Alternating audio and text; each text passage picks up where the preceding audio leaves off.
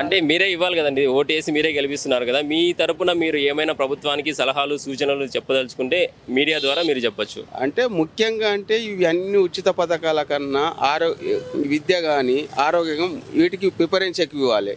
ఈ ఉచిత పథకాలు ఇవ్వడం వల్ల మనుషులు సమర్థానానికి మారిపోతున్నారు, పని చేయడం కూడా లేదు.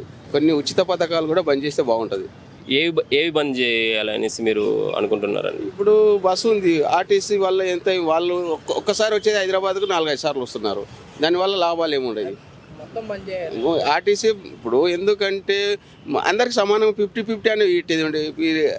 ఎందుకంటే లేడీస్కి ఫ్రీ అంటున్నారు, మగవారికి డబ్బులు అంటున్నారు. దానివల్ల ఆడలు సరిగా పనిచేయడం కూడా లేదు. ఇప్పుడు అంటే ఆ ఉచిత బస్సు పథకాన్ని తీసేస్తే బాగుంటుందని మీరు భావిస్తున్నారా? అవునండి. ఆటోస్ కానీ వాళ్ళు కూడా బతకాలంటే ఇబ్బంది ఉంది. ఎందుకంటే ఇప్పుడు భార్య భర్తలు ఉన్నారు. ఎందుకంటే భార్య భర్తలు ఏంటంటే అమ్మ భార్యకు ఫ్రీ ఉంది, ఇద్దరు కలిసి బస్సులోనే వెళ్ళిపోతున్నారు. అదే ఇప్పుడు ఫ్రీ బస్సు తీసేస్తే ఆటో వాళ్ళు కానీ క్యాబ్ వాళ్ళు కానీ బతకగలుగుతారు.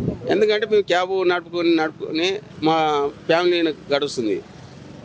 అంటే ఈ ఫ్రీ బస్ పథకం అనేది దాదాపు ఇది నిరుపయోగము అనేసి మీ ఉద్దేశమా? అవునండి.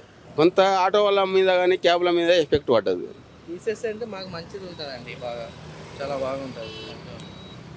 తీసేసినందుకు మాకు కూడా కొద్ది ఫ్యామిలీలు గడుస్తాయి కదా. ఊర్ల మీద ఐటీ కంపెనీల మీద మనం డిపెండ్ అయి ఉంటాం. ఇంకా కొన్ని కంపెనీలు వచ్చినా అనుకో ఇంకా మంచిది మాకు. అట్లా మేము ప్రిఫరెన్స్ ఇచ్చాము విద్య కానీ. ఎందుకంటే పేదవాళ్ళు విద్యార్థులు ఉంటారు కదా, డబ్బులు ఫీజులు కట్టే స్తోమత కూడా లేదు. అందువల్ల దీనిపైన ఫోకస్ తీసుకుంటే బాగుంటుంది. ఇంకా ఫీజులు అడ్డలీగా తీసుకుంటున్నారు ప్రైవేట్ స్కూల్లో కానీ. దీని చర్య తీసుకుంటే బాగుంటుంది.